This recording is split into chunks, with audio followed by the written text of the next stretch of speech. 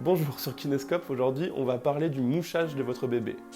Pendant ce confinement, il y a eu beaucoup de séances d'annulés avec les professionnels de santé, et donc peut-être que vous avez des questions sur celui-ci. On va aussi voir comment optimiser ce mouchage. Dans le jargon médical, on appelle ça la désobstruction rhinopharyngée ou le DRP. C'est jamais un moment incroyable de complicité parent-bébé, mais c'est vraiment quelque chose d'important à faire. Alors il n'y a pas une seule bonne technique de mouchage, on a tous des techniques de mouchage un peu différentes, donc vous preniez un peu à droite, un petit peu à gauche pour que vous trouviez la bonne technique de mouchage pour votre enfant.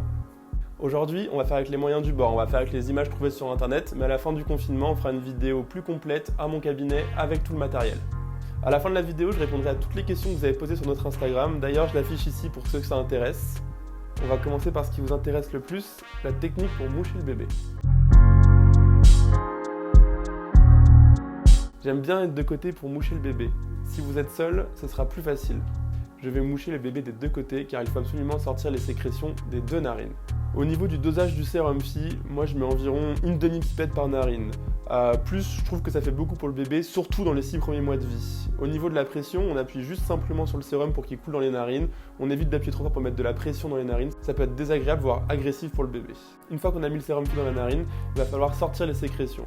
Pour ça, on va bloquer la narine et la bouche après un temps inspiratoire. Donc on va laisser le bébé inspirer. Et après, on va bloquer la narine du haut que le bébé sur le côté, et ensuite on va faire remonter la langue. Pour la narine, on va tout simplement bloquer avec une pression pour fermer la narine, et pour la bouche, surtout quand le bébé a des dents, on va pas venir bloquer la mâchoire directement, mais on va venir bloquer la langue. Donc on va venir remonter la langue comme ça, donc au niveau de la base du palais ici, et on remonte. Donc on bloque après un temps inspiratoire, c'est-à-dire qu'une fois l'air est rentré, on bloque pour que toutes les sécrétions sortent avec l'air sur la narine du bas. Encore une fois, il n'y a pas qu'une seule bonne façon de moucher, et on reverra tout ça après le confinement au cabinet. Alors maintenant, je vais répondre à quelques questions que vous nous avez posées sur Instagram.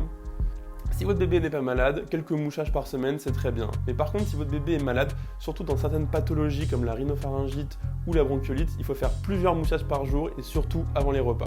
Car un bébé, dans les premiers mois de sa vie, ça respire exclusivement par le nez, surtout quand il mange. Donc si votre bébé est malade et qu'il a le nez pris et qu'on ne le désencombre pas, votre bébé, avec le nez bouché et le biberon dans la bouche, il ne pourra pas prendre son repas. Et le repas chez le bébé est une source importante d'hydratation. Donc c'est vraiment important que quand il prenne ses repas, son nez soit dégagé.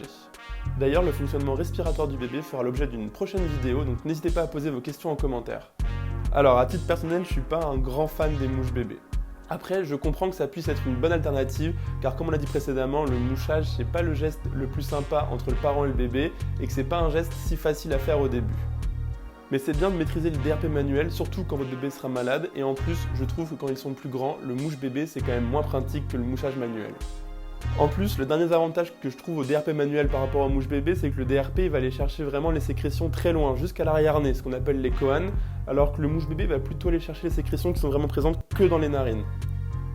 Alors on peut commencer très tôt le mouchage. Moi au cabinet, je reçois des bébés qui ont parfois moins d'un mois pour des bronchiolites ou des rhinopharyngites. Dans ce cas-là, on en profite aussi pour montrer aux parents. Ce qu'il faut quand on commence tôt le mouchage, c'est adapter le geste. Donc c'est soit la quantité de sérum Phi, les pressions qu'on met et évidemment les pressions qu'on met quand on ferme la bouche et les narines. Pour résumer, c'est quand même un geste qui n'est pas si facile, surtout au début. Donc n'hésitez pas à poser vos questions aux professionnels de santé, parce qu'on est là pour vous aider, on est là pour vous apprendre. N'hésitez pas à mettre vos questions en commentaire, abonnez-vous pour être au courant de nos prochaines vidéos, je vous mets notre Instagram ici, allez, restez bien chez vous, à bientôt.